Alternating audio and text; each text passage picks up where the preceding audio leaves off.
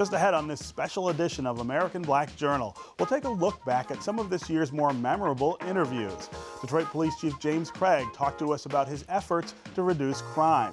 Plus, Detroiter Carole Gist reflected on becoming the first African American to win the Miss USA title. Also, we'll hear from PBS host Tavis Smiley during his visit to Detroit, and a 12-year-old business owner tells her secret to success. Stay right there. American Black Journal is next. At DTE Energy, we believe that we have a greater responsibility. We believe that being part of a community means being involved in the fabric of that community, investing time, effort, and resources in the communities we serve. DTE Energy Foundation is a proud sponsor of American Black Journal.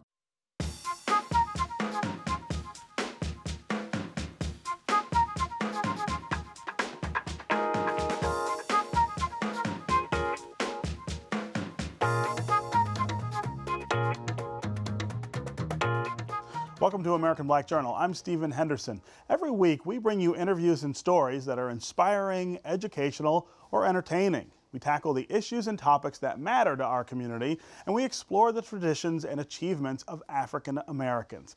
Tonight, we're pleased to give you another look at some of our recent conversations. Sit back and enjoy. Now that Detroit's financial emergency has ended, a $1.7 billion reinvestment plan is underway to help the city meet its obligations to residents. Public safety is one of the basic services that'll get much needed resources and improvements. That change is already underway. The governor says the city's homicide rate has fallen 18% since the bankruptcy process began. The closure rate for homicide cases has gone from 11% to 72%, and police response time has fallen from an average of 58 minutes to less than 18. Here to talk more about public safety in Detroit is Police Chief James Craig.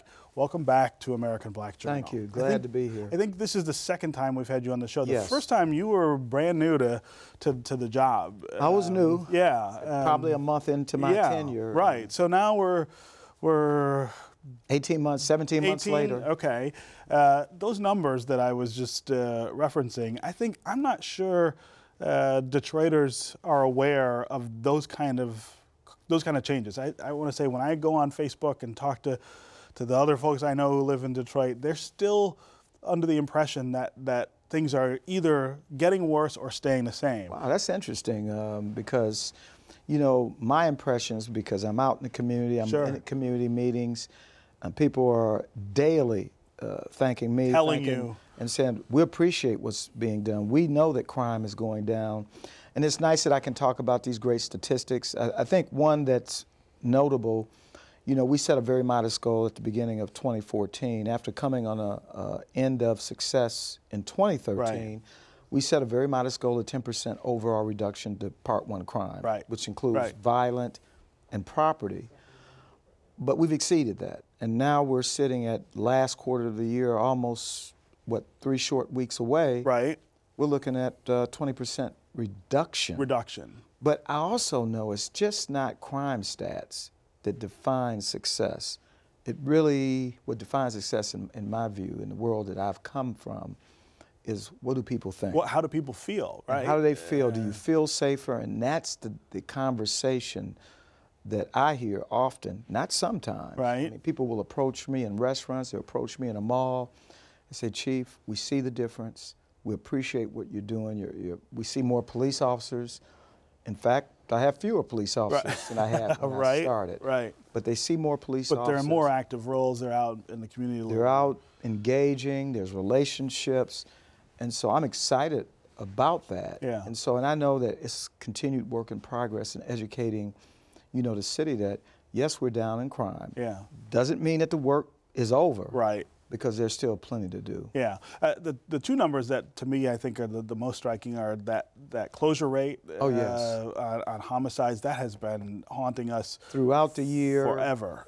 Well, as you pointed out, 11%, and now we hover anywhere between 65 and 70%. But I will tell you, the best indicator of a great relationship with the community, you know, Detroit's always been lauded as a place of this no snitching culture. Right, sure. Well, it's no secret that we solve many of our crimes when people talk to us. When people help you out with what Absolutely. they know. And now that people have confidence, that they view the police department as credible, they talk, and our clearance rates. And that's not to take away from the great work of our detectives. Right. But you feel like that community participation is Absolutely. one of the sort of key movers in that number. Key factor. Yeah. The other number that I think every resident is real focused on is that response time. Oh, right? my goodness. When you pick up the phone and dial 911. And we will come. And we prioritize what's important, of course. You know, those crimes in progress, like shootings in progress, robberies, burglaries. Those type of calls certainly take on a priority status. Sure. But as I've reported out publicly in the media, is that Detroit had what they call a category called Can 04. Right. And Can 04 was simply calls that weren't addressed or handled, that were sitting someplace. Right. 4 o'clock in the morning, they were placed in a can. Yeah. And they were doled out, and they were handled when they could handle it. As we celebrate Black History Month, American Black Journal is committed to highlighting individuals who are living examples of the great achievements made by African Americans. Today we start with a woman who made history as the first Black Miss USA. Detroit native Carole Gist captured the title 25 years ago in Wichita, Kansas. At the time, she was a 20-year-old marketing and management student at Northwood University in Midland, Michigan. Carole also made history that night as the first Michigan contestant to win the pageant. Later that year, she came very close to another milestone when she finished as the first runner-up in the Miss Universe pageant. I'm pleased to have Carole Gist here today on American Black Journal. Welcome to the program. And congratulations again, right? I mean, even 25 years later, that's an incredible feat to have achieved. Tell me about the moment when you were standing on stage and they said, the Miss USA for this this year is Carole Gist. Michigan, right. Well, it was a very momentous it was an amazing moment, and words really can't capture. Yeah, I'm sure. But the picture that went across the press, pretty much with my hands uplifted. Right. I was trying to praise God, and they got in the way trying to put a sash in the crown. Right, I was going to say, right? But I was just so grateful, so thankful, so humbled, and it was just amazing. And if all those people were there, I know there was a lot of people in the audience, and was a lot of people watching from around the world, but in that moment, I really felt like God put this whole production on just to show me how much he loved me. Right. What a wonderful way to think of it. And it was just really, it was awesome. Yeah. So how did you, as a kid, I mean, you grew up here in Detroit. How did you get involved with pageants and then get to that level? Well, my mom being very wise and trying to help me with my height issues. I had been tall all my life. Right. Wanted to get me involved. See, you say height issues. Some people say that's a blessing, not a curse. I was a target for teasing. And because you were taller than I was always tall. Until the 10th grade, I was the tallest one in my class. Is that right? From kindergarten to 10th grade. Wow. So it was, I was a target. I was teased, but that was okay. The very first time I got a check for being tall, you were like, I was like, hey, I'm okay with that. With this, right? So she got me involved in modeling, and I had modeled even through college, having a scholarship. I still did modeling on the side for additional income, and one of my friends who was a model encouraged me to enter in Miss Michigan. And I did it literally to stop her asking me. And so kind of, nonchalantly went forward. When I won, to my surprise, I said, oh, must get serious. We can do this thing. So that was the first, this was the first pageant you had been in? On this caliber. Okay. I had done local talent pageant competitions. The Miss Black World was considered a talent competition, and also Miss Michigan United. Okay. So those were some local ones that I had that didn't go to a national platform. Okay. They just stayed pretty much local. But again, it had earned me a few dollars to go toward paying for college, paying for college. Right.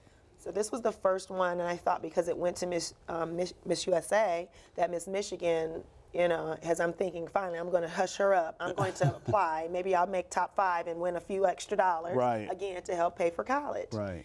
And when I won, I said, okay, let's get serious. Let's get focused. I can do this. Yeah. Even though there hadn't been a woman of color to do it, I just was like, okay, let's go. And that never occurred to you that that was a barrier? Not initially, until I was going to different companies and businesses asking for sponsorship. For sponsorship, sure.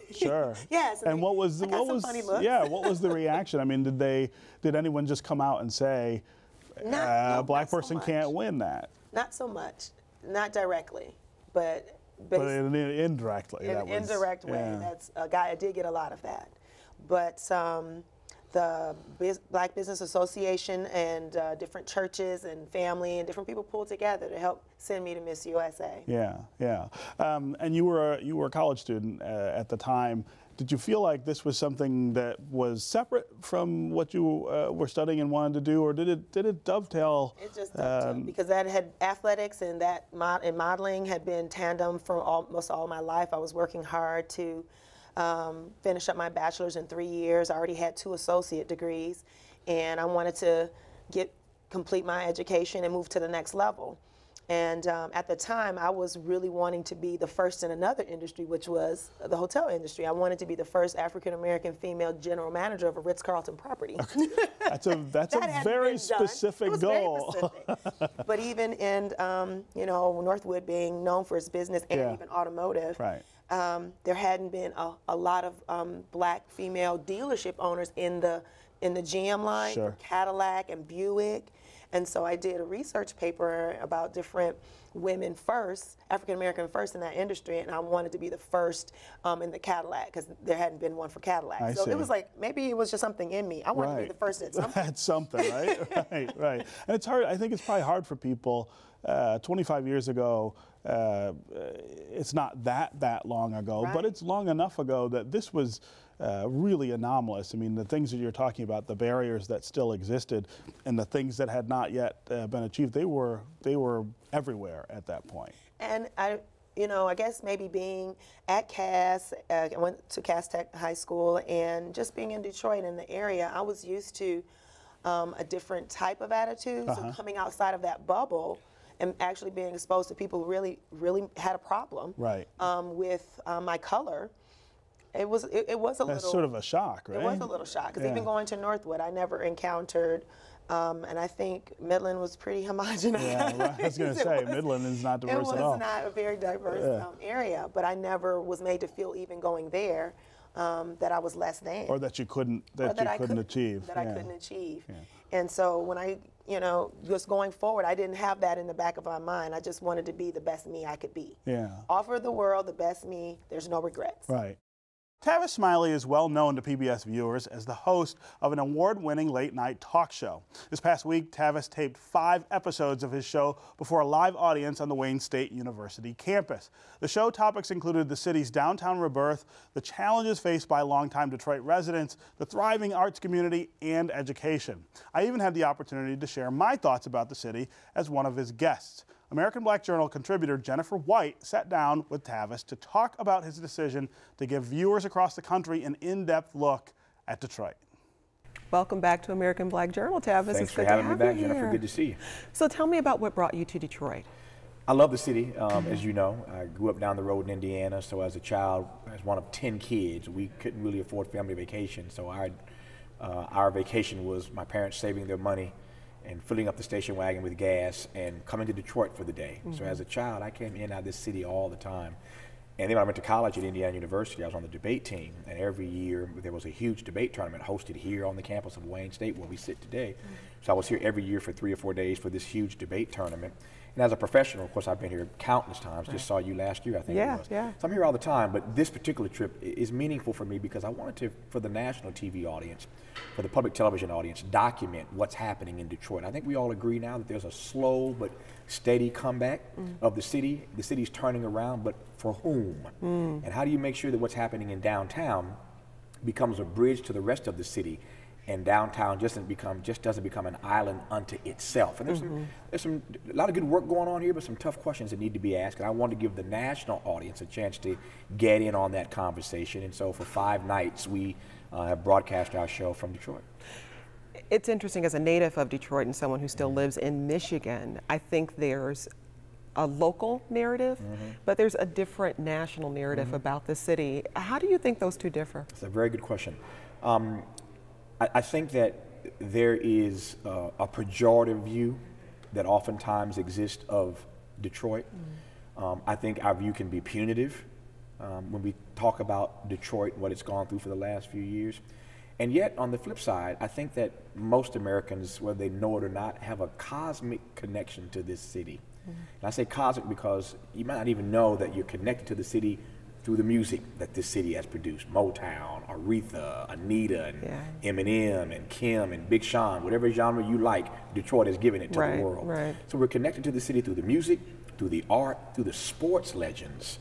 And certainly through the cars.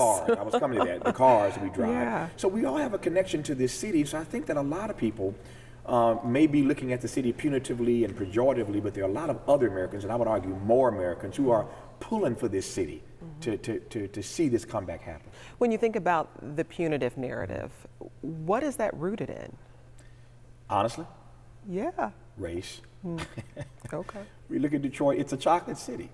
And we look at this city as we have for years. I mean, this goes back to Coleman Young. We have looked at this city for so many years as a race city. And part of that narrative I accept. I mean, Detroit is the black Mecca. I mean, this, as far as I'm concerned, it's the black Mecca. It's a black Renaissance center. It's given America some of the greatest Americans that we know and celebrate have come out of this great city in every field of human endeavor. And so Detroit it's an amazing city, but too often the city is seen through the lens, through the prism of race, and that can be, as you know, an intractable issue. As a journalist, we've had lots of people come into the city and do reporting, and at times it almost sounds like a anthropological excursion. You know, we're in the wilds of Detroit. How do you come to Detroit and write a different story, tell a different kind of story? I think it starts, one, as I said earlier, with my love for the city. Two, I've never lived here, but I've been here so much. I guess I could have been an honorary taxpayer. Don't tell the mayor I said that. But I've been here so many times over the years and stayed here for days and weeks at a time. It starts with being a person of color. So often the journalists who come to this, and I never call myself a journalist per se, if I am, I'm an advocacy journalist. I do have a point of view. But people know what that point of view is. And I think fourthly, I could give you a number of reasons, but the last reason I would offer is that I never come to any city, particularly Detroit, and buy into the narrative that's being written by others. This year's national celebration of Small Business Week focused on the theme, Dream Big, Start Small. My first guest today took that advice to heart at a really young age. Asia Newsom began making and selling candles at the tender age of 5 through her company, Super Business Girl. Take a look at her sales pitch. Excuse me, sir. Hi, how are you? Good. Well, I'm fantastic. My name is Asia Newsom. I am an entrepreneur, and the name of my company is Super Business Girl.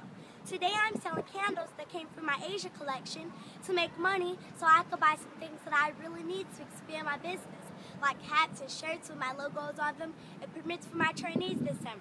And I want to know if you could buy one of my candles because it's 100% important to me. Thank you for listening to my presentation. And I'm asking for $8 investments because not only you're investing into me, but you're investing into my future and my business. I plan on being the mayor of Detroit when I grow up, and I'm going to give back to everyone. Asia is 12 years old now, and she's appeared on several television programs, including The Ellen DeGeneres Show, America's Got Talent, and ABC's 2020. Today, I am pleased to welcome Asia Newsom to American Black Journal, and she's joined by her mother, Latasha Thomas, who's president of Asia's company. Thanks for being here, both of you. Thank you for having me. So, Asia, tell me, at 5, what made you think you wanted to start a business? When I was 5 years old, my dad was a candle salesman, and so he went out and he sold his own candles. And when I was 5 years old, he took me with him. And so every day we were going out selling candles over and over again. And one day I just interrupted his presentation, and I continued to finish it for him. And day after day, I was selling my own You presentation. figured it out on your own, right? And I was selling my own candles. And then my mom and I came up, well, my dad was already teaching like my older brother and my older sister how to do the same thing, but we wanted to start focusing on at-risk children. So my mom came up with the concept of Super Business Girl and stuff like that, and we all just kind of collaborated and put it together, and now we have Super Business Girl. You have a business. So what other things does Super Business Girl do?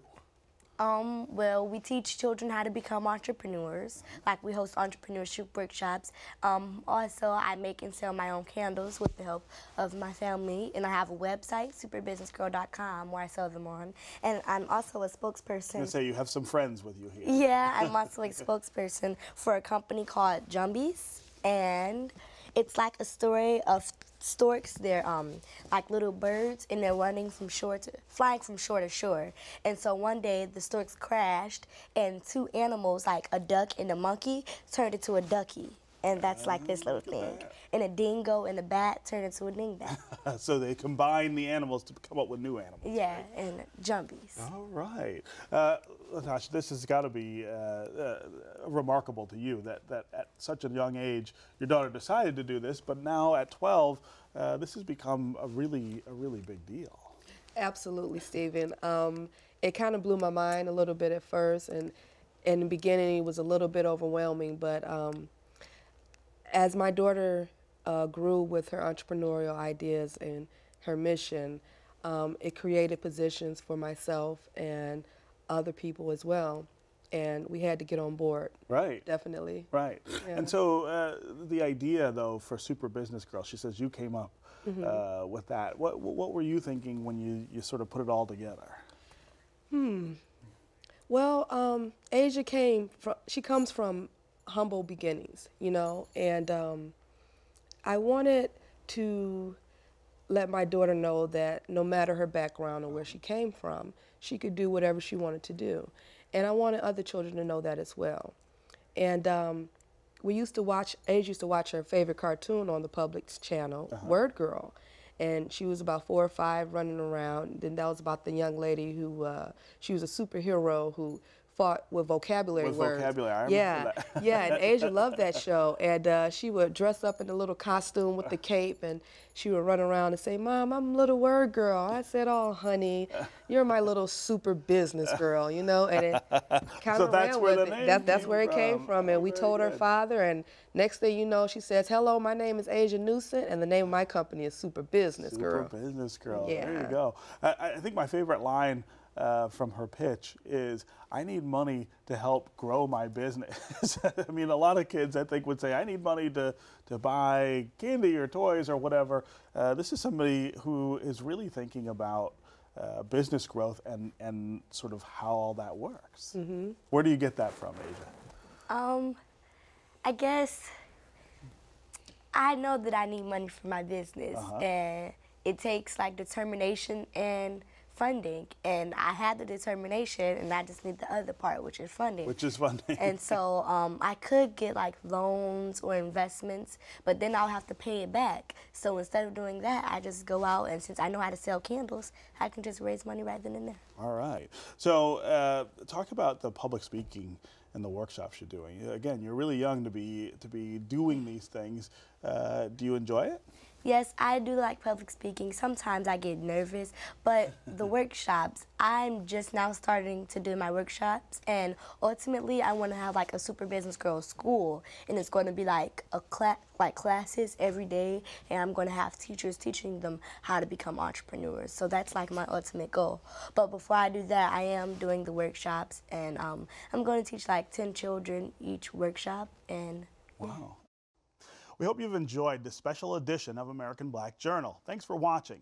You can get more information about our guests at AmericanBlackJournal.org, and you can always view past episodes there. Let us know what you think about our show on Facebook and on Twitter. We'll see you next time.